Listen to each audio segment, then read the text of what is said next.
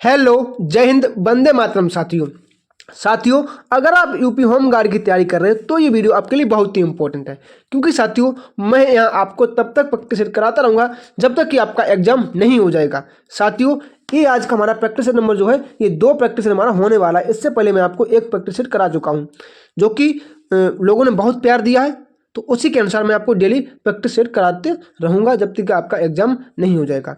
तो साथियों practice set को पूरा देखा करें ताकि आपको ये पता चल सके कि आप कितने गहरे पानी में हैं, मतलब कि आप कितने क्वेश्चन सही कर पा रहे हैं। तो चलिए आज की क्लास को स्टार्ट करते हैं बिना किसी देरी के। अगर जो भी भैया बहन हमारे चैनल पर नया आया है, पहली बार विजिट कर रहा है, तो कृपया चैनल को सब्सक्राइब कर ले और वीडियो को लाइक करना बिल्कुल भी ना भूलें। अपने दोस्तों के पास क्लास को शेयर जरूर कर दिया करें। तो चलिए आज की क्लास को स्टार्ट करते हैं। पहला प्रश्न क्या हो जाएगा, क्या है? अल्फ्रेड नोबेल ने किसका आविष्कार किया? जो अल्फ्रेड नोबेल है इन्होंने किसका आविष्कार किया? तो किसका? डायनामाइट का आविष्कार किया था। डायनामाइट का आविष्कार किया था कब? 1867 में। ये भी आपको याद रख लेना है। अगला क्या साथियों, हमारा प्रश्न नंबर 2, वायुमंडल के ऊर्ध्वतापन की प्रक्रिया को क्या कहा जाता है? वायुमंडल का जो ऊर्ध्वतापन है इस प्रक्रिया को क्या कहते हैं? तो क्या इसे संवहन कहते हैं? संवहन कहते हैं। ऑप्शन नंबर बी हमारा बिल्कुल राइट आंसर हो जाएगा। साथियों अगला क्या साथियों, यहाँ पर हमारा जो प्रश्न नंबर 3 है, ये क्या कह रहा है? निम्न में से किस वास्तुकार ने राजा बिंबिसार के महल का निर्माण किया था? जो राजा बिंबिसार था इसके महल का निर्माण किसने किया था? तो साथियों किसने? महागोविंद ने। महागोविंद ने बिंबिसार के महल का निर्माण किया था। आपको याद रखना है, बहुत इंपॉर्टेंट है।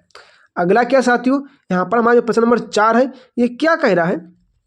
वेदों में सबसे प्राचीन कौन सा है? सबसे प्राचीन वेद कौन सा है? तो कौन सा? ऋग्वेद हो जाएगा। वेदों में सबसे प्राचीन वेद ऋग्वेद है। परीक्षा की दृष्टि से बहुत इंपॉर्टेंट है। अगला क्या है? 5वां प्रश्न, सबसे पुराना हिंदू महाकाव्य है। सबसे पुराना हिंदू महाकाव्य कौन सा है? ये आपको बताना है। तो साथियों कौन सा हो जाएगा? यहाँ पर रामायण हो जाएगा। रामायण हो जाएगा सबसे पुराना हिंदी महाकाव्य। अगला क्या साथियों, यहाँ पर हमारा प्रश्न नंबर 6 क्या हो जाएगा? बहुत इंपॉर्टेंट है। क्या कह रहा है? ग्रेफाइट, डायमंड और डायमंड किस तत्व के अपर रूप है? बताइए। या फ्लोरीन, ये किसके अपर रूप है? तो ये कार्बन के अपर रूप है। किसके? कार्बन। ऑप्शन नंबर ए बिल्कुल राइट आंसर करेगा, कार्बन के अपर रूप है। चलिए अगला क्या साथियों, यहाँ पर हमारा प्रश्न नंबर 7 है, ये क्या हो जाएगा? सौर ऊर्जा का स्रोत है। सौर ऊर्जा का स्रोत क्या है ये आपको बताना है। तो क्या नाभिकीय संलयन है? सौर ऊर्जा का स्रोत नाभिकीय संलयन हो जाएगा। ऑप्शन नंबर ए बिल्कुल हमारा राइट आंसर हो जाएगा। नाभिकीय संलयन सौर ऊर्जा का स्रोत है।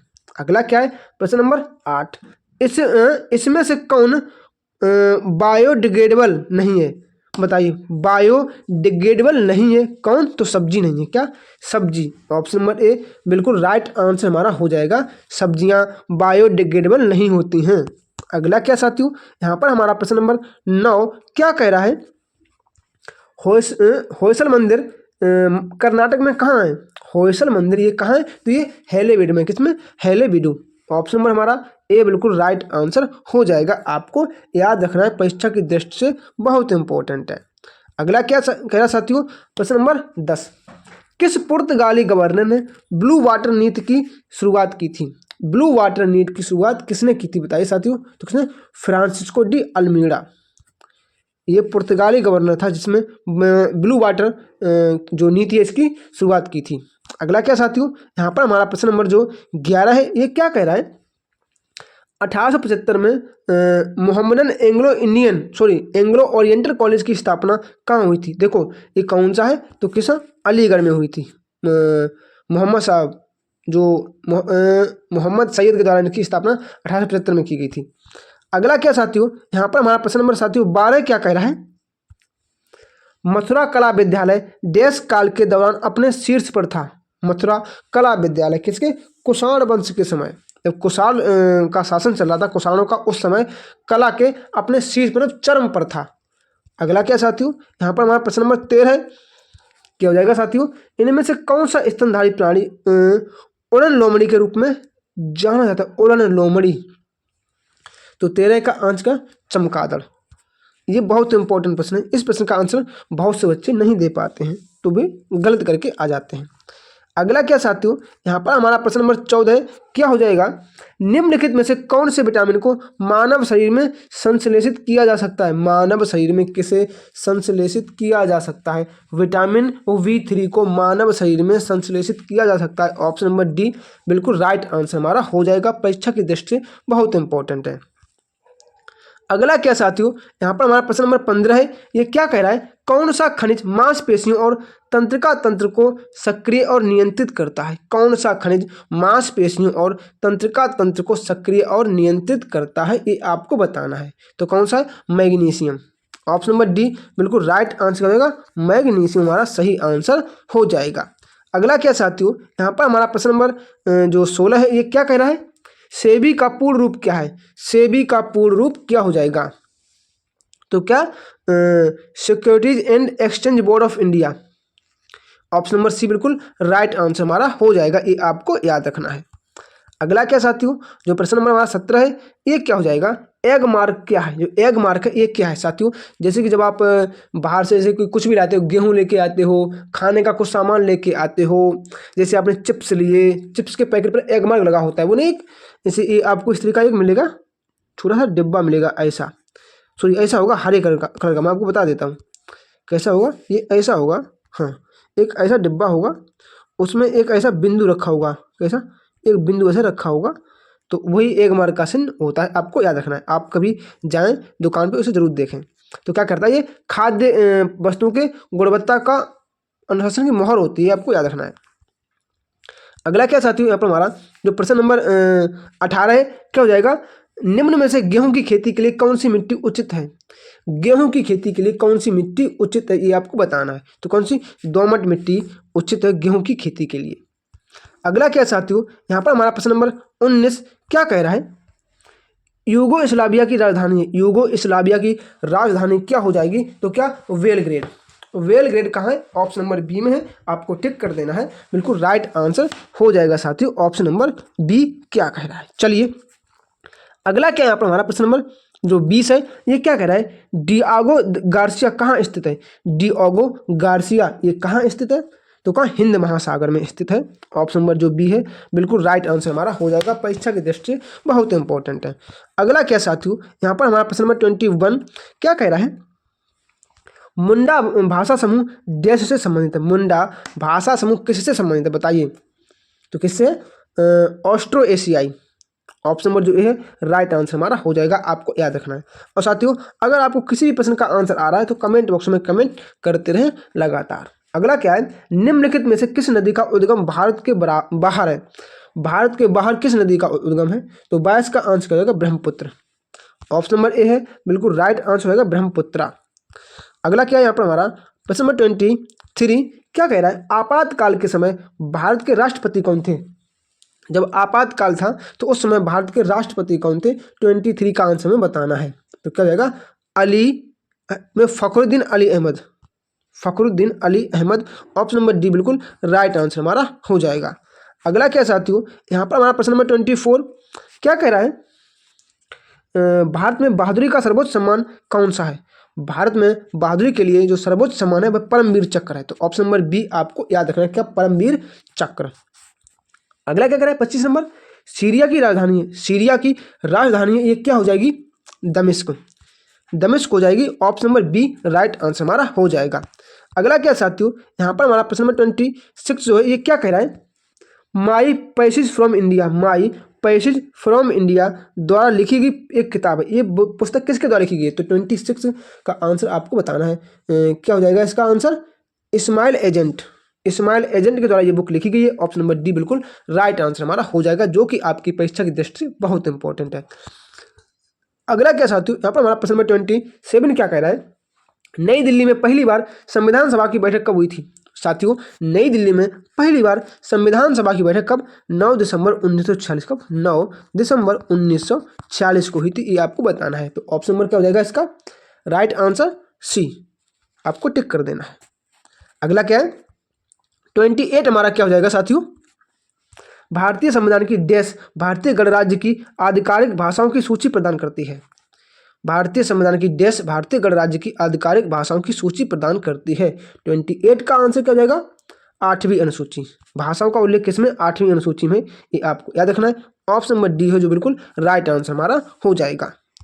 अगला क्या साथियों, यहाँ पर हमारा प्रश्न नंबर जो 29 है, ये क्या कह रहा है?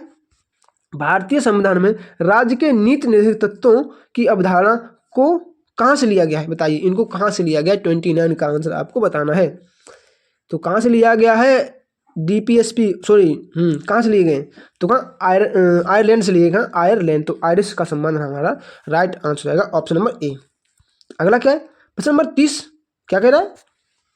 निम्नलिखित में से कौन सा नृत्य उत्तर प्रदेश की शैली है? तो कौन सा? कथक हो जाएगा। ये आपको याद रखना, कथक बहुत इंपॉर्टेंट है, बहुत बार परीक्षा में पूछा जा चुका है, इसलिए इसको अपनी कॉपी में नोट कर लें, ऐसे याद रखें। अगला क्या है? पीतल नगरी। भैया पीतल नगरी किसे कहते हैं? तो मुरादाबाद पीतल नगरी के नाम से विख्यात है। ये एक मुस्लिम एरिया है जहाँ पीतल बहुत अधिक मात्रा में पीतल का मतलब कि पात्र बनते हैं, बर्तन बनते हैं। जैसे कि मतलब ये समझो, आप मुरादाबाद जाओ तो पीतल के भंडार देखने को मिलेंगे। पीतल के बर्तन, पीतल के जैसे कि थाली वगैरह, गिलास, बहुत सारी चीज़ें बनती हैं पीतल की। अगला क्या है? 32 क्या हो जाएगा? निम्नलिखित में से बुंदेलखंड का लोकप्रिय लोकगीत कौन सा है? बुंदेलखंड का लोकप्रिय लोकगीत कौन सा है? तो आला है। आला सुना होगा आपने, बहुत से लोग सुनते हैं। अगला क्या है? 33 क्या कह रहा है? निम्न में से कौन सा राज्य उत्तर प्रदेश का सीमावर्ती राज्य है? उत्तर प्रदेश का सीमावर्ती राज्य क्या है? तो क्या जाएगा 33 का आंसर? बताइए। राजस्थान जो है इसकी सीमा लगती है उत्तर प्रदेश से। अगला क्या है?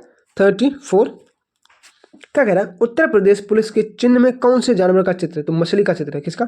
मछली का चित्र, ये आपको याद रखना है। अगला क्या है? 35 भेड़कुंड, जहां अर्जुन ने द्रौपदी से शादी करने के लिए मछली को निशाना बनाया था, उत्तर प्रदेश के देश में है। उत्तर प्रदेश के देश में साथियों आपको याद रखना है। हमारा शहर, हमारा डिस्ट्रिक्ट फर्रुखाबाद। फर्रुखाबाद हमारा डिस्ट्रिक्ट है। तो आपको ये भी पता चल गया होगा कि मैं कहाँ से हूँ। तो मैं फर्रुखाबाद से हूँ। और चलिए आगे बताता हूँ आपको अपने अगले प्रश्न। 36 क्या होता है? हाल ही में किसे फ्रांस के सर्वोच्च नागरिक सम्मान से सम्मानित किया गया? फ्रांस के सर्वोच्च नागरिक सम्मान से किसे सम्मानित किया गया? 36 का आंसर आपको बताना है। तो किसे? बताइए किसे? VR लवंतिका। VR लवंतिका को सम्मानित किया गया, आपको याद रखना है ऑप्शन नंबर ए। अगला क्या है? 37 हमारा क्या कह रहा है? दिसंबर 2023 में 5वें वैश्विक आयुर्वेद महोत्सव का आयोजन कहाँ किया गया था? आयुर्वेद महोत्सव 2023 का आयोजन कहाँ किया गया था? तो कहाँ? केरला में किया गया था। ऑप्शन नंबर डी आपको याद रखना है। अगला क्या है? 38 हमारा क्या कह रहा है? भारतीय सशस्त्र बल में ID कैंप बनने वाली पहली महिला अधिकारी कौन है? तो कौन है? मनीषा पाड़ी हो जाएंगी। ऑप्शन नंबर ए आपको याद रखना है, बहुत इंपॉर्टेंट है आपकी परीक्षा की दृष्टि से। अगला क्या साथियों? यहाँ पर हमारा प्रश्न नंबर जो 39 क्या कह रहा है? बिरजू महाराज का संबंध किस शास्त्रीय नृत्य से? बिरजू महाराज, तो कौन सा? कथक से। बिरजू महाराज आपको याद रखना है, जो कि उत्तर प्रदेश से संबंधित है। अगला क्या है? 40 भारत में किस राज्य में सर्वाधिक साक्षरता दर? किसकी? केरल की है। अब तो शायद 100% हो गई साक्षरता दर। अगला क्या है? ब्रह्म समाज की स्थापना किसने की थी? जो ब्रह्म समाज है इसकी स्थापना किसने की थी? तो राजा राम मोहन राय। कौन? राजा राम मोहन राय ने ब्रह्म समाज की स्थापना की थी, ये आपको याद रखना है। अगला क्या है? उत्तर प्रदेश राज्य में कौन सा जनपद तेल रिफाइनरी के लिए प्रसिद्ध है? देखो मथुरा एकमात्र मथुरा आपको याद रखना है, इसके अलावा कोई भी ऐसा नहीं है, तो आपको यही याद करना है। अगला क्या है हमारा? मुद्रा का क्या तात्पर्य? मुद्रा का तात्पर्य क्या है? तो क्या? मूल्य का मापक। मूल्य का मापक option number A right answer हो जाएगा, आपको याद रखना, जो कि आपकी परीक्षा की दृष्टि से बहुत इंपॉर्टेंट है। साथियों ये जितने प्रश्न आपकी परीक्षा से बहुत इंपॉर्टेंट है, तो कृपया क्लास को पूरा देखते रहें। अगला क्या कह रहा है? भारत के पहले chief of defence staff general Bipin Rawat, उनकी पत्नी मधुलिका रावत और अन्य सशस्त्र बलों के जवानों की आकस्मिक दुर्घटना में मृत्यु हो गई। यह दुर्घटना कब हुई थी? साथियों ये दुर्घटना कब हुई थी ये आपको बताना है। तो कब? कब हुई थी? शायद 8 दिसंबर को हुई थी। 8 दिसंबर 2021 को हुई थी। ऑप्शन नंबर डी आपको याद रखना, बहुत इंपॉर्टेंट है। अगला क्या है? किस मुगल शासक के आदेश पर सिखों के 5वें गुरु अर्जुन देव को मार दिया गया था? तो किसने हत्या करवाई थी? बताइए। जहांगीर, आपको याद रखना है ऑप्शन नंबर डी। भारत में राष्ट्रीय खेल दिवस कब मनाया था? खेल दिवस। तो कब? 29 अगस्त को मनाते हैं खेल दिवस। अगला क्या है, सर्वाधिक प्राचीन पुराण कौन सा है, तो कौन सा, मत्स्य पुराण हो जाएगा। और सारे जहाँ से अच्छा हिंदुस्तान हमारा, ये किसने लिखा था, तो मोहम्मद इकबाल के द्वारा लिखा गया था, सारे जहाँ से अच्छा हिंदुस्तान हमारा हम। अगला क्या है, निम्नलिखित में से कौन सा युग्म सही नहीं है, कौन सा, देखो बड़ा इमामबाड़ा लखनऊ में बिल्कुल सही है, निशात बाग जम्मू कश्मीर में बिल्कुल सही है, फिरोज शाह कोटला दिल्ली में बिल्कुल सही है, हुमायूं का मकबरा इलाहाबाद में नहीं, ये कहाँ है, तो ये दिल्ली में है, कहाँ, ये दिल्ली में, ये आपको याद रखना है। चलिए, तो option number D right answer इसका हो जाएगा। अगला क्या है, कैलकुलेटर किस प्रकार की कंप्यूटिंग पद्धति पर कार्य करता है, तो किसी डिजिटल कंप्यूटर के पद्धति पर कार्य करता है, आपको याद रखना है। अगला क्या है, वह ताप जिस पर कोई ठोस वस्तु अपनी ठोस अवस्था से द्रव अवस्था में परिवर्तित हो क्या कहलाता है, ठोस अवस्था से द्रव अवस्था में परिवर्तित हो उसे तो किसे क्या कहते हैं बताइए, तो उसे क्या कहते हैं, गलनांक कहेंगे, option number B right answer हो जाएगा। अगला क्या कह रहे हैं, हाल ही में केन बेतवा नदी परियोजना हेतु वित्त पोषण तथा क्रियान्वयन को मंजूरी दी गई है, जिसमें 103 मेगावाट जल विद्युत और 27 मेगावाट सौर ऊर्जा प्रदान की जाएगी, कौन सा एरिया है, तो बुंदेलखंड एरिया हो जाएगा। अगला क्या है, निम्न में से क्या कार्बोहाइड्रेट का स्रोत नहीं है, देखो गेहूं है, दूध है, अनाज है, लेकिन मुर्गा नहीं है, तो ऑप्शन नंबर डी इसका राइट आंसर हो जाएगा। अगला क्या कह रहा है, उत्तर प्रदेश में लखनऊ मेट्रो के प्रथम चरण में कहाँ से कहाँ तक मेट्रो का चलना प्रस्तावित हुआ, तो कहाँ, ट्रांसपोर्ट नगर से चारबाग तक मेट्रो चल रही है। अगला क्या है, कितने माप से अधिक ध्वनि को शोर का नाप कहा जाता है, तो 80 डेसिबल से अधिक को शोर का माप कहा जाता है। अगला क्या है, एक कंप्यूटर में स्टोरेज की माध्यम क्षमता की इकाई क्या होती है, स्टोरेज माध्यम की क्षमता की इकाई क्या होती है, तो बाइट होती है, आपको याद रखना है। अंतर्राष्ट्रीय महिला दिवस कब मनाया जाता है, तो 8 मार्च को अंतर्राष्ट्रीय महिला दिवस के रूप में मनाते हैं, ये आपको याद रखना, बहुत इंपॉर्टेंट प्रश्न थे।